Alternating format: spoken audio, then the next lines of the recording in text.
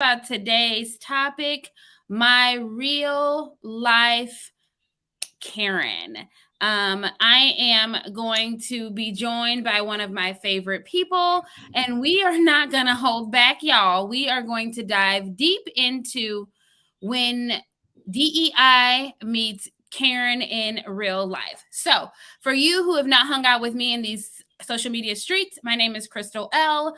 I am the founder and creator of All Hair Academy, which is a space and community for stylists who are looking to learn more about creating spaces where people feel like they belong. And today I'm going to be joined by one of my dear friends. I'm going to bring her on, and then I will give her the amazing introduction that she deserves. So let me find her in here and invite her up. I think I did this right. I'm not real, this is new for me. So having people with me. All right. Hello, Lindsay. Hello. All right. Hi. All right. So I am here with Lindsay Smith, who is the founder and creator of the Independent Beauty Professionals. I always just like slash it, but Independent Beauty Professionals. It is a virtual home for independent beauty professionals looking to start and grow their business professionally. It is inclusive. It is supportive. To put it in a nutshell, it is the LinkedIn for beauty professionals. So thank you so much for joining me today. Lindsay, how are you? I am so good. I've got a glass of wine. I'm excited for this conversation. How are you? I am well. So, cheers. With Chrystal, you should always have a cocktail. So today I am doing what I do. So I got some tequila and lemonade, and it's called like Dolce or something. It's already mixed together. One of my dear friends and clients, Micaiah, dropped it off for me like in 2021, and I've been like sipping on it. So what are you drinking? I'm just, you know me, I've got my dry red. Got a cat. Cheers to you and everybody joining us for Cocktails with Chrystal. So I'm going to get a sip because it's hot in here. Mm-hmm. And it's about to get a little bit hotter. Yes, absolutely. So today we are going to dive into a real life Karen situation that both Lindsay and I were a part of during our retreat in Utah with our coach and the amazing women of high power. And, it took me a second to think about how I was going to approach the situation. But, I think the best way to approach it is full honesty, transparency, and here we are. And I thought that it was so important to have Lindsay here with me because not only was she there during this experience, but she is also one of the founding members of the Beauty Collective, which is a program that I created last year for beauty professionals who are wanting to dive deeper into changing their hearts and minds around creating more inclusive spaces. So I think this was an opportunity for both of us to see like DEI in action. And I don't think the universe could have done it any other way. So let's dive in. So Lindsay, myself, and I think 3 other stylists, and Maisie, who is all the things for our high power group and a resident of Utah. We're shopping at a boutique, beautiful boutique, and I was at the counter checking out. And this woman, this Karen, came up to me and was like, I think she started the conversation by saying, I'm super nosy, right? I think that was like herself giving her permission to be nosy as hell. And she was like, what's on your head? I'm pretty sure those were her exact words. Like, what's on your head? And I was like, it threw me back, and I was like, oh, it's a unit. It's a wig unit. You take it on and off. Now, keep in mind, this woman has no idea that I'm a hairstylist. Like, no idea. She just was like, what's on your head? So I see somebody, I'm just going to say whatever the hell I'm thinking and feeling, and was like, what's on your head? So, I was like, oh, everybody, not a big deal for me. I was like, oh, it's a unit. It's a wig. I can take it on and off at night. And she's like, oh, okay. And then I think the next thing she proceeded to say was that I have a Black daughter.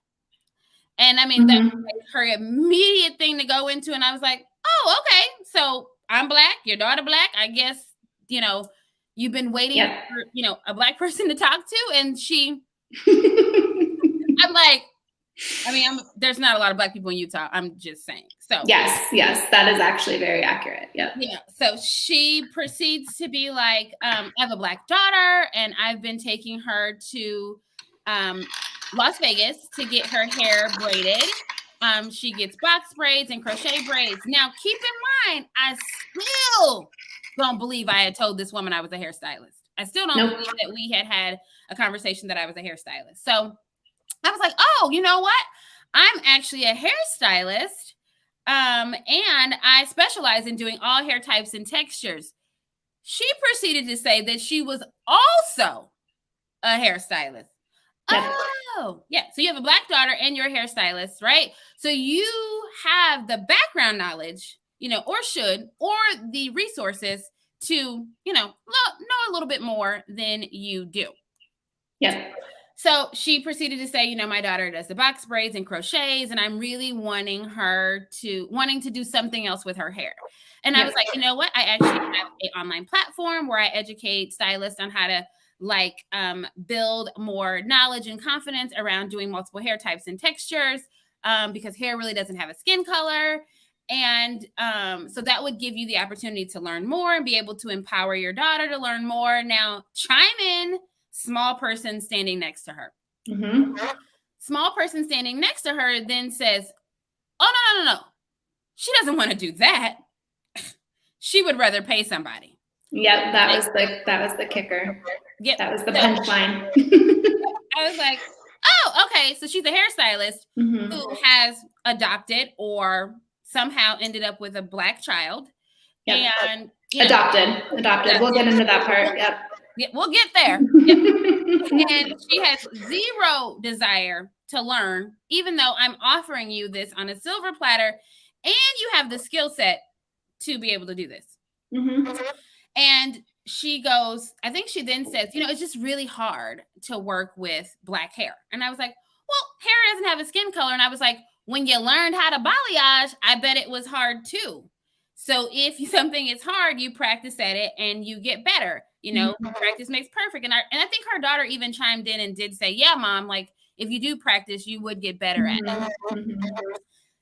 Her face said that she was not at all interested in that. Yeah. And I think the next part of the conversation went to, who are you? To the little girl. I was like, hey, who are you? And she was like, oh, I'm her daughter as well. And I'm trying to think, I don't want to say it inaccurately, but I was trying to think how the bridge went from her saying, this is not really my sister, because she's adopted. Yeah. That's pretty much what she said. So she was saying, like, this is my mom. The young lady is not really my sister because she's adopted. And I think she even went on to say, people say that I'm really mean when I say that, but that's just like the truth. She's really not, and I was like, okay. Still at this point, calm, cool, and collect. I think she then proceeds to say, her crochet braids, when you touch them, are really crunchy. And disgusting. Yeah. Disgusting. And and then she said, but she's really pretty, because that just made it all the better. And she proceeded to pull the young lady up on her TikTok. And in my mind, I'm just hoping and praying that maybe this child is like 3 or 4 and we still have some time. Nope. She was 14 years old. 14. Yeah. So at 14, I could only imagine what it is like to live in a household with people who have the tools, right? Could learn the skill set, use such microaggressions about you to perfect strangers, what you could feel like as a person of color living in a town where no one looks like you, right? Yep. As I'm looking at the picture, I was like, oh, she's beautiful. The mom then chimes in and says, she just really wants like white people hair. I mean, it is Utah. And I said, oh, you mean she wants straight hair? Yeah. Because hair doesn't have a skin color. There are white people who have curly hair and black people who have straight hair. So there's really not a like white people straight hair thing. And she kind of pretty well breezed over that topic altogether. And I don't know how we transitioned into what I wanted to be called. But she said to me, I think what she was saying, like, Utah really doesn't have a lot Utah really doesn't have a lot of Black people. Yeah. I mean, that's what you want to be called, right? And then before I could even open my mouth, she said, well, that's what we call you here. Yeah. So basically, didn't fucking matter. Oops. Yeah. What? Take a drink. F-bomb. Sorry. No, it didn't matter what I wanted to be called during this. And through the whole thing, I pretty well stayed very calm. I don't think I ever raised my voice. I spent every single opportunity to educate her, to change the language, to flip the script, to at the end, Maisie then said, I was explaining kind of the program, and Maisie like really kind of cut me off in an amazing way. And then the way that she explained my program, she was like, no, she has the best program in the nation. This is what she does. This is her job. And we were actually doing, the great thing about Independent Beauty Pro is they do pop-ups in different locations to allow collaborations and talks. Now, remember, this Karen was a hairstylist, right? So then the next thing is to say, hey, we would love an opportunity to continue this conversation, not in the middle of this boutique in Utah, and give you some privacy and give you some tools and resources. I'm absolutely 100% happy to do that. Here's my Instagram. Here's the event we're going to be at. Would love, love, love for an opportunity to talk to you. Y'all think she came? No, she did not come. Not coming at all. And that was the most disheartening part. And all things aside, that poor little girl, right? That, like, I can't even imagine what it's like to be in her shoes. To have someone who made the conscious decision to adopt a child and then made the decision to say, forget it, I am not at all going to learn anything about doing their hair. And when I could, right? I think not to even give it an excuse if you were someone who wasn't a hairstylist, but you are. You have like a plethora of resources, and you basically was like, sorry, not gonna do it. You know, so Lindsay, you were there. What? I mean, for me, the most shocking part was that she just had the balls to just say and do whatever she wanted to say and do. And I know in the Beauty Collective, we talk a lot about microaggressions. And for people who don't know what microaggressions, the term is a commonplace for verbal or nonverbal and environmental things that happen unintentionally or intentionally that communicate hostile or derogatory things and negative situations toward stigmatized or culturally marginalized people. So people in hair salons saying, oh my God, your hair is so big, or can I touch your hair? Or what is that on your head? You know, that kind of shit. Yep. So after it happened, I was really like, I mean, I said a couple of things, but I was telling you today, like I was almost like really traumatized with brain fog because I was just floored. Yeah. So I think the two things right out of the gate that for me were so interesting, because I went through the Beauty Collective, I had hyper awareness of microaggressions. I will 100% full transparency, had that exact situation happened 6-8 months ago, I might not have been caught all the different things she said that were so offensive. And it was it was just eye-opening to have went through such intense training around specifically like different microaggressions that, again, intentionally or unintentionally. I feel that she at various forms was being intentional, and other times really she was not and had no awareness whatsoever of what she was saying. And that was just very eye-opening to see, like, oh my goodness, like left and right, just this and then this and then this and then this. And then her daughter, I think that was also really just so sad to see, like, you know, this she was maybe 16 to 18, somewhere in that range, like teenager. And the thing she was saying, I have an adopted sister. And so what she said about that, but in that context was, she's not really my sister, she's adopted. but people say that it's mean of me to say that. And that, I mean, that's terribly mean. Yeah. And people are right. People are right. And so again, I mean, I have an adopted sister, and I would never introduce her as not really my sister, you know? And so again, being able to just recognize like the way that we speak as adults, our children, our friends' children, the children who are in our vicinity, when we use words, they hear that, they internalize that, and then they use those words. And so like, that was really, again, just so eye-opening to recognize. I mean, the mother was basically instilling in her child all of these just cruel ways of communicating. And it was really watching that play out. It was just really eye-opening because that's like so many, like the ripple effect of how she acted in front of her child and had no problem acting that way. Like you said, fatigue, public. And so who knows how she speaks otherwise? You know, I think about that. If that's how you're going to speak to somebody, what are you saying to your adopted child when you're private, when you're just together one-on-one? You have no awareness for what you're saying publicly. I think that was really, like you said, so disheartening and like sad to see. But I think on the second point that I wanted to make is that like, not that I had any question that the impact of being effective having on the media industry, but to see, again, I think it was just absolute divine timing of the situation, because this was not just a woman and her daughter. This was a hairstylist, and we were on the street, again, investing in our own growth as professionals, leaders in the industry, and being able to see like, oh shit, what you're doing is not like kind of important. It's like really important. And this is why this was a real life example.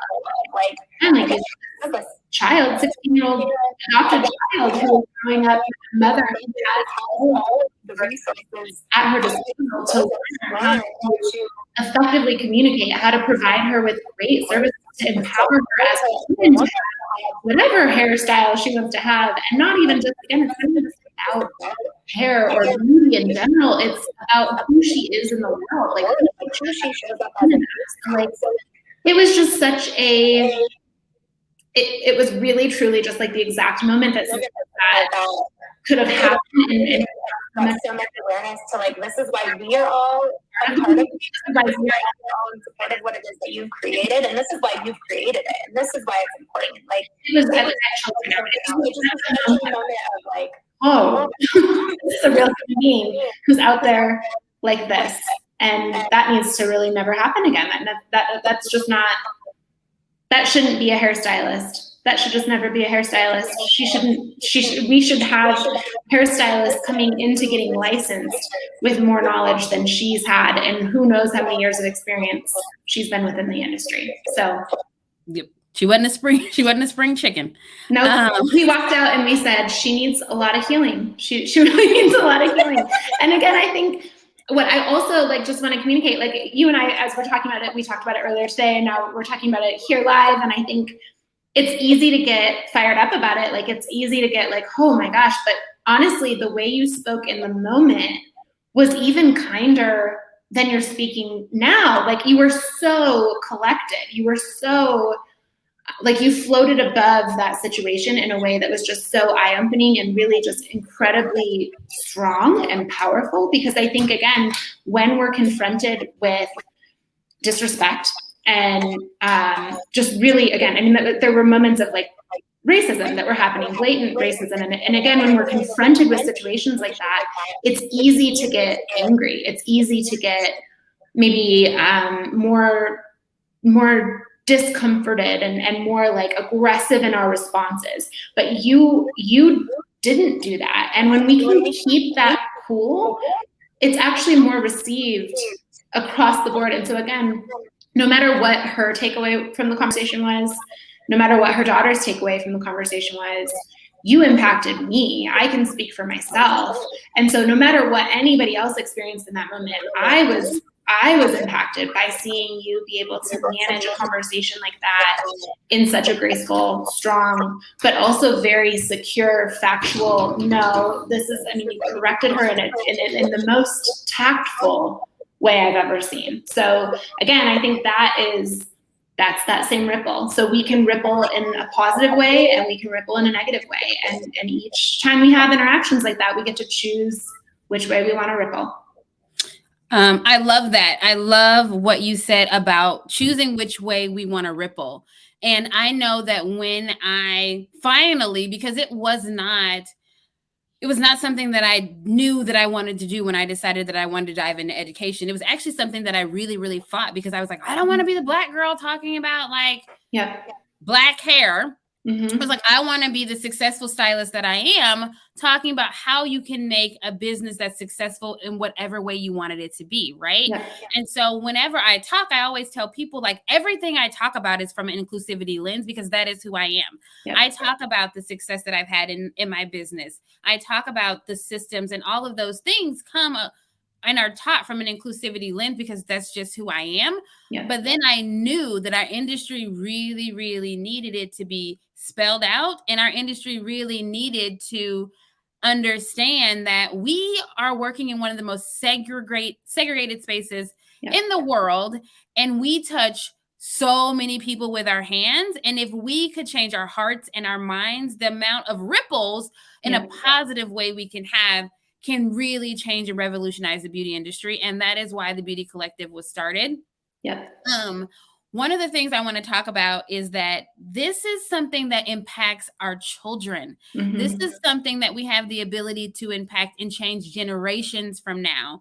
And it's interesting because people always say minorities, and actually it's no longer minorities, really. They are actually the majority, and they are minoritized people. And so we have to realize that the world is changed, right? And again, hair has no skin color. I know one of the stylists who was there said that she had a sister who was biracial. And one of the most amazing moments for her was when she opened up her salon that is diverse, that her sister with her curly hair and her niece with her curly hair were able to sit in the same space and get their hair done. And she was able to accomplish that. And she lives in one of the most segregated cities in our entire country.